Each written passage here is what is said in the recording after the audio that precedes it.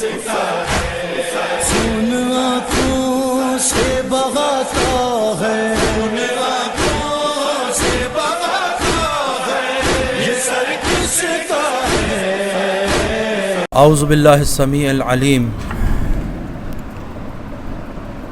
اعوذ باللہ السمیع العلیم من الشیطان اللعین الرجیم، بسم اللہ الرحمن الرحیم، الحمد للہ رب العالمین والصلاة والسلام علی محمد وآلہ الطیبین الطاہرین المعصومین الہداۃ المہدیین۔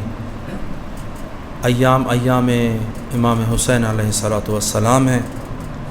امام حسین علیہ السلام نے ہمیں عزت کے ساتھ زندگی کرنے کا ڈھنگ سکھایا ہے۔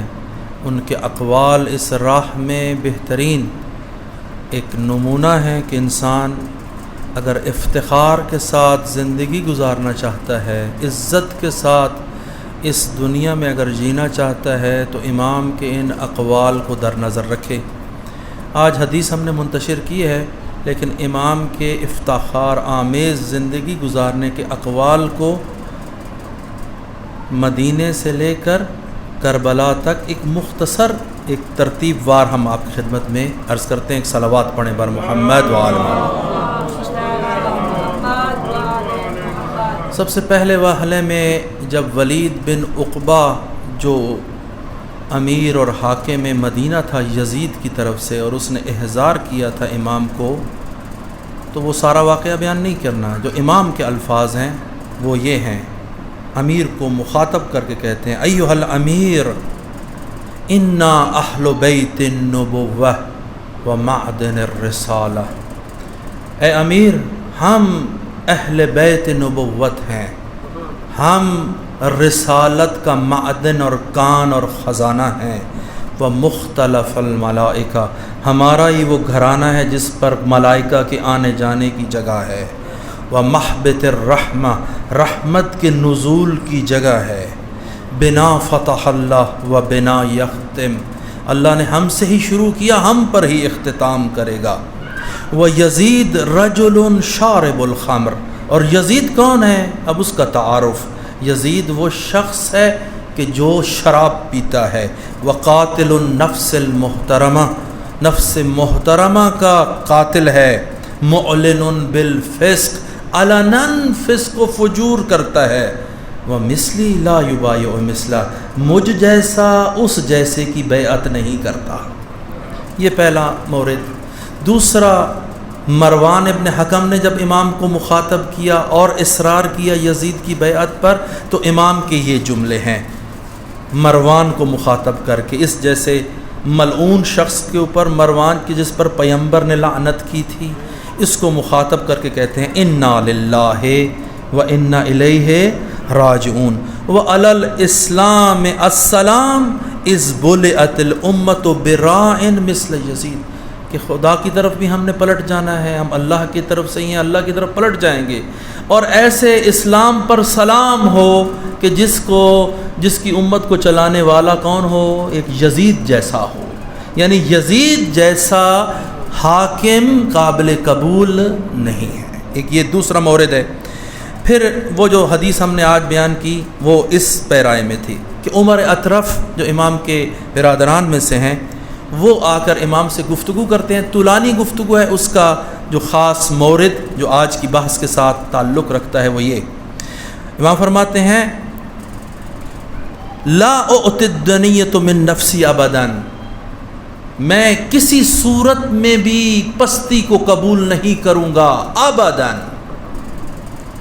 ولا تلقین فاطمۃ اباہا شاقیۃ ما لقیت ذریتها من امتہ، اور کل قیامت کے دن فاطمہ زہرا سلام اللہ علیہا اپنے والد کے حضور سلام علی محمد وآل محمد، کہ فاطمہ زہرا سلام اللہ علیہا قیامت کے دن اپنے والد گرامی کے حضور میں آ کر شکایت کریں گی اپنی امت کی کہ امت کے افراد نے ان کی اولاد کے ساتھ کیا سلوک کیا۔ ولا تدخل الجنہ، یہ ابھی بھی جو ہے سادات موجود ہیں امت کے اندر، ولا تدخل الجنہ احد اذاها فی ذریتها، وہ شخص جنت میں ہرگز داخل نہیں ہوگا کہ جس نے بھی فاطمہ کی اولاد اور ذریت کو اذیت کی ہے، وہ ہرگز جنت میں داخل نہیں ہوگا۔ تو کیسے کربلا کے اندر فاطمہ کے خانوادے کو، بھرے بھرے خانوادے کو بالکل ختم کر دیا گیا۔ محمد ابن حنفیہ کو کہتے ہیں یا اخی، اب محمد ابن حنفیہ کو عزت کی زندگی، یا اخی لو لم یکن فی الدنیا ملجا ولا مأوا، اگر دنیا میں کوئی پناہ گاہ نہ ہو، کوئی جگہ نہ ہو، لما بایعت بیعت یزید ابن معاویہ، میں ہرگز یزید ابن معاویہ جیسے کی بیعت نہیں کروں گا۔ اچھا، پھر ایک اور جب زمین کربلا میں وارد ہوئے ہیں، اس وقت کیا فرماتے ہیں؟ فَإِنِّي لَا أَرَى الْمَوْتَ إِلَّا سَعَادَةً، ہم موت کو سمجھتے ہیں بات ختم ہوگی نہیں۔ امام کے اگر چلنے والے چاہنے والے وہ کیا کہتے ہیں؟ کہتے ہیں اِنِّي لَا أَرَى الْمَوْتَ إِلَّا سَعَادَةً، میں موت کو سعادت کے علاوہ کچھ نہیں سمجھتا۔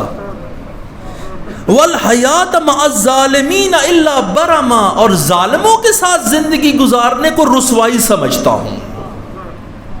ظالموں کے ساتھ زندگی، یہ انقلاب ہے، یعنی ظالموں کے ساتھ زندگی نہیں گزارنی، آپ نے موت کو قبول کر لینا ہے لیکن ظلم کو قبول نہیں کرنا۔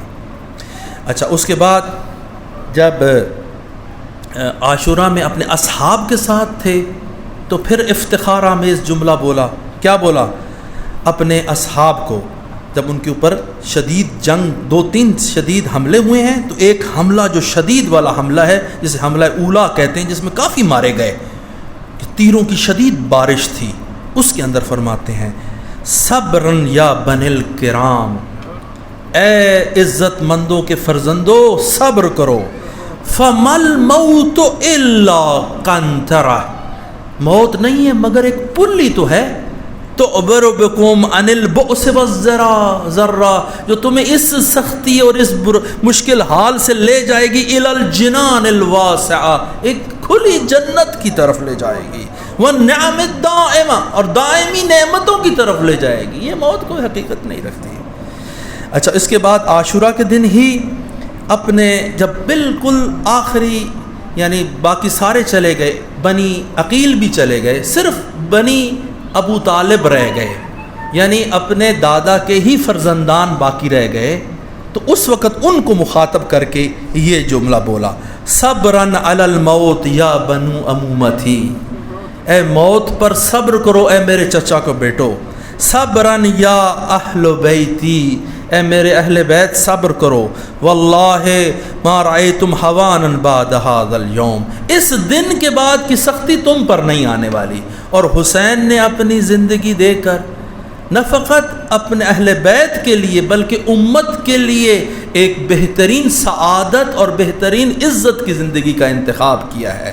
اب امت کے اوپر ہے کہ وہ عاشق رسول بن کر نواسہ رسول کے عشق کو دیکھیں جو اپنے پیغمبر کے ساتھ وہ کر رہا ہے، کہ جب اپنے بیٹے کو بھیج رہا ہے، علی اکبر کو بھیج رہے ہیں، تو پیغمبر کو یاد کرتے ہیں۔ یعنی حسین جب علی اکبر کو بھیجتے ہیں تو ایسے جیسے شبیہ رسول کو جب بھیج رہے ہیں تو کیا کہتے ہیں؟ اللہم اشہد علی ہؤلاء القوم، خدایا اس قوم پر گواہ رہنا، قد برز الیہ غلام اشبہ الناس خلقا و خلقا و منطقا برسولک، کہ ایسا شخص ان کی طرف جا رہا ہے کہ جو لوگوں میں سے سب سے زیادہ از روئے شمائل کے، از روئے گفتار کے، از روئے کردار کے تیرے پیغمبر کے ساتھ مشابہ ہے۔ وَقُلْنَا إِذَا اشْتَقْنَا بِنَبِيِّكَ نَظَرْنَا إِلَىٰ وَجْهِهِ، جب ہم تیرے پیغمبر کی زیارت کرنا چاہتے تھے اس فرزند کی زیارت کرتے تھے۔ یہ ہے حسین، عاشق رسول بنو اے امت پیغمبر، یہ ہے حسین، یہ عاشق رسول ہے، یہ نواسہ پیغمبر مارا گیا ہے۔ یہ ناسبیت کہاں سے اس امت کے اندر آ گئی ہے؟ جو امت پیغمبر کے ساتھ عشق کا عشق کا ادعا کرتا ہے اس کو اس 7 اور 8 اور محرم کو عزا کی طرف آنا چاہیے، نہ کہ تفریح کے لیے کاغان اور ناران کی جو ہے وہ سیروں کرنے کی طرف جانا چاہیے۔ اس کو آ کر عزائے حسینی کے اندر اس سفرے کے اندر جمع ہونا ہے، اس جگہ پر جمع ہو کر فاطمہ زہرا کی خدمت میں عرض کرنا ہے، اے فاطمہ زہرا ہم تیرے فرزند کے عزا میں تیرے ساتھ شریک ہیں۔ والسلام